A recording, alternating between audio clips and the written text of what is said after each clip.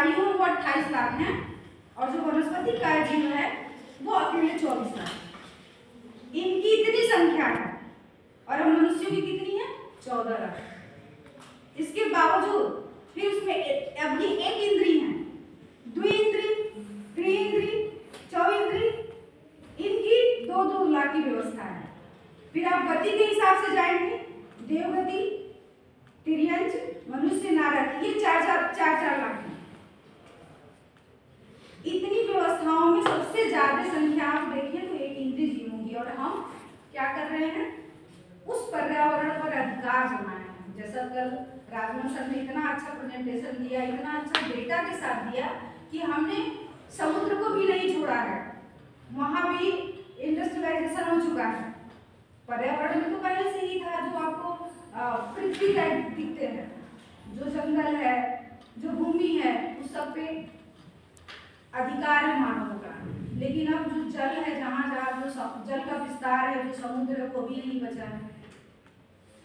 14 लाख मनुष्य इस पूरे पर्यावरण को अपने को सर्वोपरि बना करके नाश कर रहा है। पैरामीटर में वो सबसे ऊपर है। तो हमारा जो शोध पत्र है, हमें यह जानना है कि हम कैसे जानें हमारा व्यवहार सम्यक कब होगा, जब हम यह भेद कर पाएंगे कि जड़ क्या है और चेतन क्या है।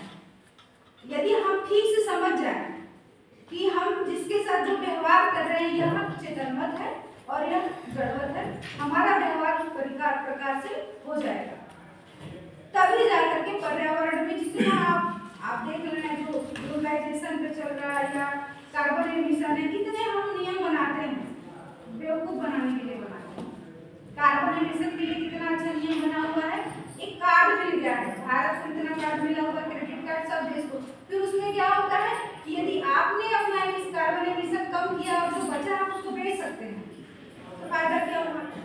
बात तो था कि पर्यावरण में कार्बन एमिशन कम करना है, लेकिन खरीद कर तो दूसरा करना है। तो मिला जुला के हम कार्बन एमिशन को कंट्रोल नहीं करते हैं, बेवकूफ बनाने के लिए हम योजनाएं बनाते हैं, हम खुद ही योजनाएं बनाते हैं। दूसरा पॉइंट मेरा ये है कि इतने जो जल संरक्षण अधिनियम बनाए गए हैं, वन्य संरक्षण अधिनियम बनाए गए हैं, वन संरक्षण अधिनियम बनाए गए हैं, पशुओं के लिए, जानवरों के लिए अलग अलग अधिनियम बनाए गए हैं उनको संरक्षण करने के लिए। क्या हमें लगता है कि मानव इतना निस्वार्थ भाव से काम कर सकता है जो किसी के संरक्षण की बात करे? मानव की तो सुरक्षा कर ही नहीं रहा है। वो जो अमुक है, बोल नहीं रहे हैं, जो अपनी स्थिति बता नहीं रहे हैं, वो उनके लिए योजनाएं बनाएगा। जब उसे समझ आने लगा कि इनके होने से हमारा होना है, अगर इनकी स्थिति है और यह सुरक्षित है, तब हमारा अस्तित्व कहीं न कहीं सुरक्षित है। उसके बाद वह जाके इतनी योजनाएं बनाना शुरू किया कि हमें वन संरक्षण वन अभ्यारण्य चलाना है। कौन कौन से छोटे जीव जो खत्म हो रहे हैं उनसे से सर बताएं कि जो सूक्ष्म, अति सूक्ष्म जीव हैं, जो हमारे वर्षा का कारण बनते हैं, जो खदान है, ग्रेफाइट है, कोयला है, हीरा है, मोती, उसका कारण वो मछलियां बनती हैं। कैसे बनती है सर? कल वो छठ